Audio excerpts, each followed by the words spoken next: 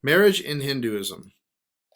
Marriage in Hinduism, as in other religious traditions, is a sacramental union in the Hindu faith. In Catholicism and the Christian Church, marriage is listed as one of the seven sacraments of faith, where a baptized man and woman promise to love, cherish, and honor each other until death do them part. Unlike Christian belief, Hindus believe that one is incomplete and considered unholy if they do not marry. This is why in Indian and Hindu society we see what is known as arranged marriages. Arranged marriages have been a part of the Indian culture since the 4th century.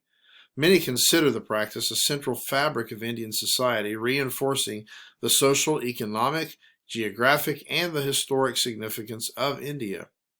Prakasa states that arranged marriages serve 6 functions in the Indian community. 1, it helps maintain the social satisfaction system in the society. 2, it gives parents control over family members. 3, it enhances the chances to preserve and continue the ancestral lineage. 4, provides an opportunity to strengthen the kinship group. 5, it allows the consolidation and extension of family property. And 6, it enables the elders to preserve the principle of endogamy.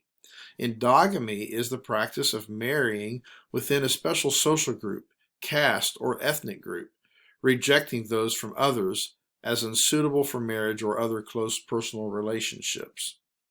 Endogamy is a very common thing in many cultures and ethnic groups.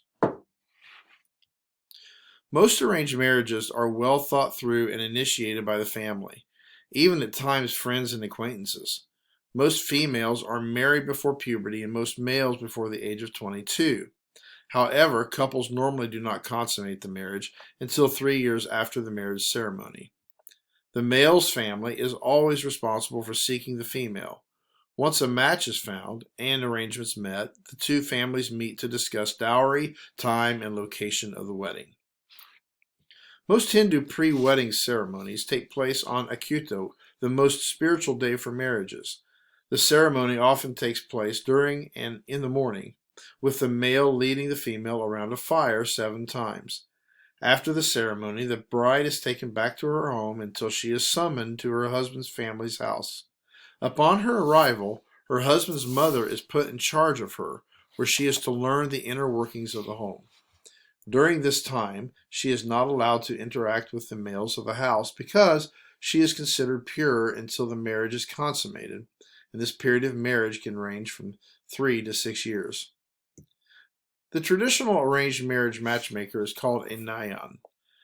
The matchmaker is normally a family friend or a distant relative who serves as a neutral go-between when families are trying to arrange a marriage. Some families with marriageable age children may prefer not to approach possible matches with the marriage proposal because communication between families could break down and could result in accidental disrespect between the two families. Matchmakers can serve 2 functions: marriage scouts, who set out to find possible matches, and as negotiators, people who negotiate between the families. As a scout and negotiator, a family sends the Nayan into the community to seek possible matches. The matchmaker considers family background, economic position, general character, family reputation, and the value of the dowry, the effect of the alliance on the property, and other family matters. Once a match is found, the matchmaker notifies his or her clients and arranges communication through him or her. Communication is then facilitated through the Nayan until some type of agreement is met. Depending on the region, an actual meeting between the families takes place to finalize the marriage agreement, while also allowing the couples to see each other. Once a marriage agreement is met, the Nayan may be asked to assist in the marriage preparations, jewelry and clothing buying, ceremonial setup, and notification of the marriage to the community. The Nayan usually receives no pay for his or her services, but may receive gifts, clothing, food, and assistance in farming from both families for the services that they provide. Newspapers, the internet, television ads, and social conventions serve as the modern Nayan.